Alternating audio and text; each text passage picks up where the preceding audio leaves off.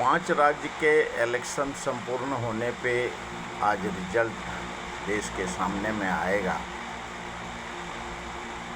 लेकिन जिस प्रकार से इलेक्शन कमीशन का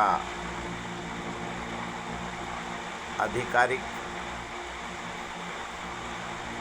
तौर पे जो सीसीटीवी, ईवीएम, फुटेज सभी 45 दिन के अंदर डिलीट किया जाएगा।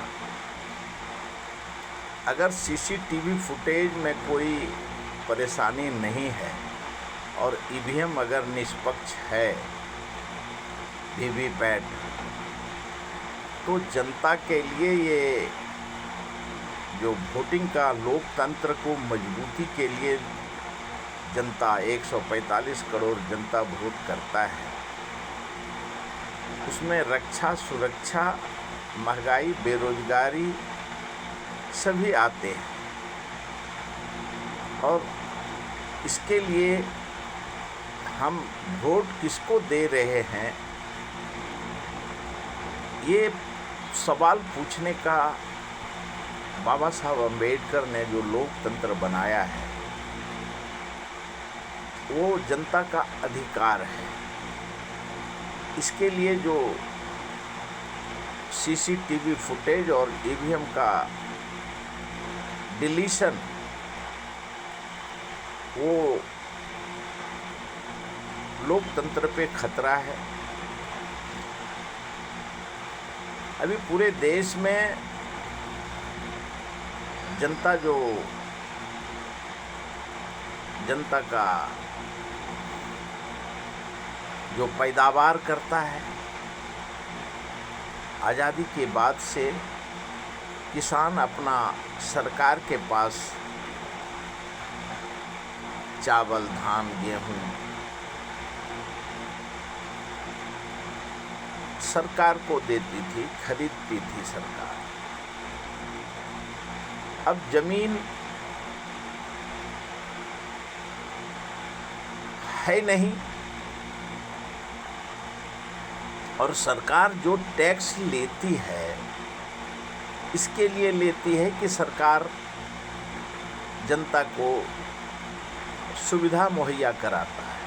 रोड, लाइट, पानी, नल, जल, पुलिस स्टेशन, स्कूल,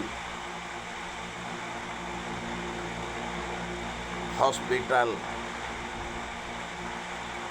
जैसे सुविधा के लिए टैक्स लेती है। एक तरफ इनकम टैक्स,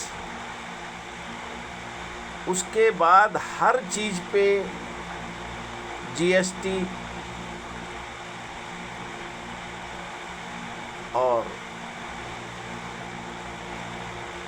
अभी जिस प्रकार से इलेक्ट्रिसिटी को प्राइवेटाइजेशन कर दिया, पेट्रोल का प्राइवेटाइजेशन कर दिया, स्कूल कॉलेज का प्राइवेटाइजेशन कर दिया, रोड का प्राइवेटाइजेशन कर दिया, तो सरकार क्या चीज़ का टैक्स लेती है जनता से और क्यों लेती है? अगर कुछ सुविधा मुहैया नहीं कराना है, अगर अडानी का ही मीटर मनमाने तरफ से लेना है और फिर सरकार आदेश देती है, तो जब सरकार के हाथ में सब कुछ है ही नहीं, तो आदेश पहले जो राजा महाराजा लेते थे, बाद में ईस्ट इंडिया कंपनी लगान लेती थी, और अभी जो सरकार को 78 साल से जनता टैक्स भरती है तरह तरह का, वो जब विकास 12 साल में 70 साल में सरकार के हाथ में रहा और 12 साल से जो भ्रष्टाचार नहीं होगा, महंगाई नहीं होगा, अच्छे दिन आने वाले हैं। तो अच्छे दिन का पता नहीं है। एक तरफ जो कहते हैं कि देश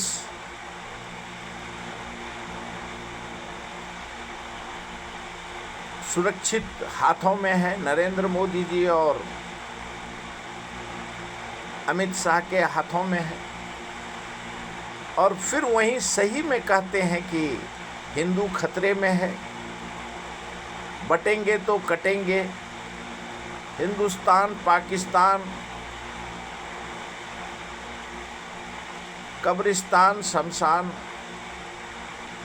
और फिर तरह तरह का, जब देश के जनता को किसी प्रकार का सुविधा मुहैया सरकार नहीं करा सकती, तो 1 मई को सही में जो कामगार दिवस पे भारत के जाने माने 12 साल के सेठ साहूकार गौतम अडानी जी ने जो संदेश दिया, उस हिसाब से पूरे देश में जब उनका ही सब इंडस्ट्री है, सारा सरकार ने, मोदी जी ने, अडानी जी, अंबानी जी को पूरा देश का तेल हो, डीजल हो, पेट्रोल हो, और हर चीज चलाने के लिए दे दिया है, तो फिर सरकार टैक्स फिर अडानी जी को ही प्रधानमंत्री बना देना चाहिए। अंबानी जी को उप प्रधान 5 साल के लिए, अडानी जी 5 साल के लिए अंबानी जी। जैसे अमेरिका वगैरह में है कि आज डोनाल्ड ट्रम्प है, वो व्यापारी जगत से आते हैं। अगर सब पे कंट्रोल, जो इंजीनियरिंग पढ़ने के बाद लोगों का लाख रुपया खर्चा होता था, आज केजी के विद्यार्थी को 1.25 लाख रुपया लेता है। हर साल स्कूल और विद्यार्थी का बुक बदल देता है, सिलेबस, कपड़ा बदल देता है। हॉस्पिटल में एक बार जो चले गए, अगर जो पैसा वाला है तो खर्च करके वापस आएगा, नहीं तो दुनिया से ही चला जाएगा। और कोरोना काल में देखा जनता ने, सरकार का कोई प्रतिष्ठान सरकार के पास रहा ही नहीं है। मिनिस्टर पहले लिखते थे कि ये इनको न्याय दो, इनका बिल माफ़ करो बिजली का, ये गरीब हैं। अभी बिजली का सब मंत्रालय में सब मंत्री बिजली यूज करता है और पैसा भरता ही नहीं है। जितना जनता का अधिकार है उतना ही एक मंत्री और एमएलए एमपी पूरे देश में उनका उतना ही अधिकार है। लोकतंत्र को जिंदा रखने के लिए लोकतांत्रिक प्रतिक्रिया को मजबूत करने की जरूरत है। न्यायपालिका अगर संवैधानिक संस्था निष्पक्ष है तो न्यायपालिका के पास लोग आते क्यों हैं? और अगर उसी न्यायपालिका को वही संवैधानिक संस्था को ही करना है तो फिर न्यायपालिका के पास, जो आज पूरे दुनिया में चर्चा है कि वेस्ट बंगाल में सुप्रीम कोर्ट ने, न्यायपालिका ने कहा कि आप इलेक्शन कमीशन का अधिकार है।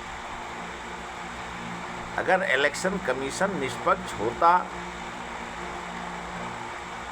जिस गाइडलाइन पे आज़ादी के बाद इलेक्शन कमीशन का निर्माण हुआ है, तो जनता न्यायपालिका के पास क्यों आती?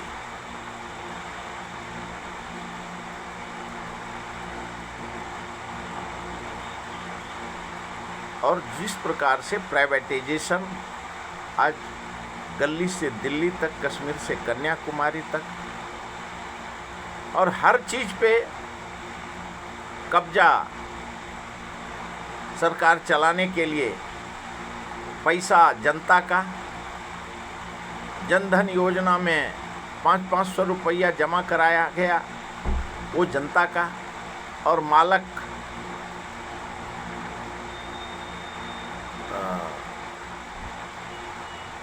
लोन माफ होता है पूंजीपति वर्ग का। तो जनता का टैक्स,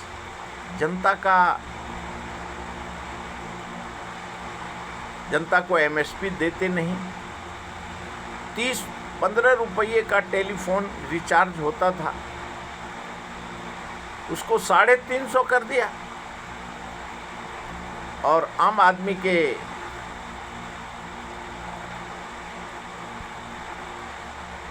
जो बने 12 साल से अन्ना हजारे और केजरीवाल का विदेश से या देश से आए राघव चड्ढा, हरिश्चंद्र का उपाधि मिला केजरीवाल को और अन्ना हजारे को और राघव चड्ढा को। वो सवाल उठाए और राज्यसभा में सवाल उठाए बहुत जनता के लिए। पता चला वो सवाल उठाने वाला ही भारतीय जनता पार्टी में चला गया। 15 रुपये का रिचार्ज इनकमिंग फ्री पहले कांग्रेस सरकार करती थी, तो भ्रष्टाचार है। और अभी 3.5 महंगाई, बेरोजगारी, 2 करोड़ नौकरी नहीं दिया, सारे सरकारी हॉस्पिटल, स्कूल सबको प्राइवेटाइजेशन कर दिया, रोड, लाइट, पानी सब प्राइवेटाइजेशन है। तो फिर देश का जनता का जो 145 करोड़ जनता का जो जीएसटी का पैसा, टैक्स का पैसा, इनकम टैक्स का पैसा, वो कहाँ यूज होता है और कौन सा सर्वांगीण विकास, रोड, लाइट, पानी, ये तो सरकार की नैतिक जिम्मेवारी है देने की। तो फिर सरकार को लोग क्यों लाइट और पानी देगा? फिर अडानी अंबानी को ही अगर ये देना है तो अडानी जी ने सही देश के नाम एनडीटीवी पे कहा, संदेश भेजा, तो देश के जनता को अब जो 80 साल, 70 साल बनाम 12 साल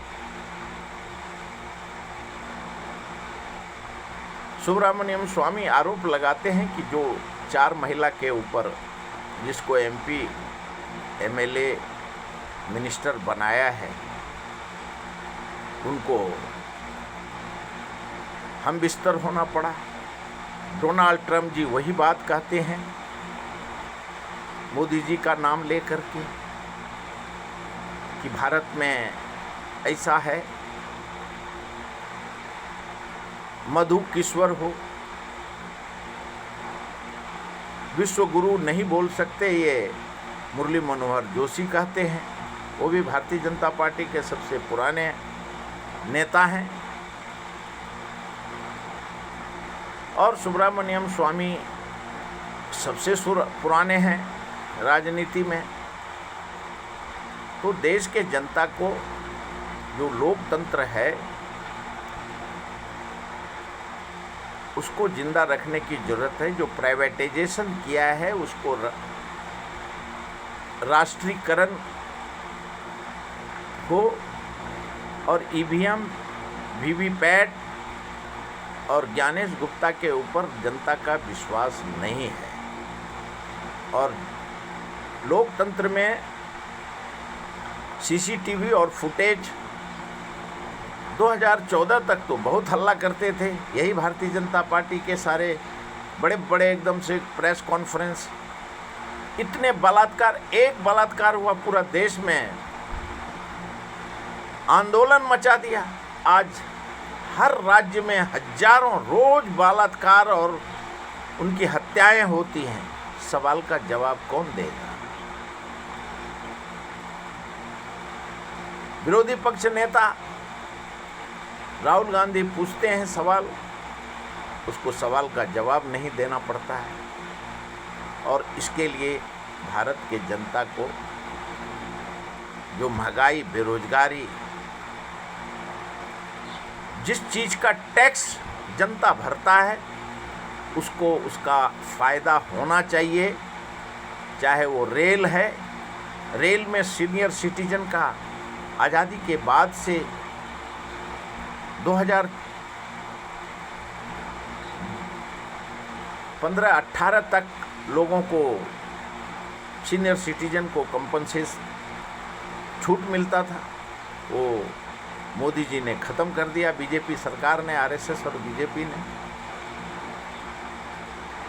रेलवे प्राइवेटाइजेशन कर दिया, जहाज प्राइवेटाइजेशन कर दिया, ओएनजीसी प्राइवेटाइजेशन कर दिया, तेल, भेल, रेल सब प्राइवेटाइजेशन कर दिया।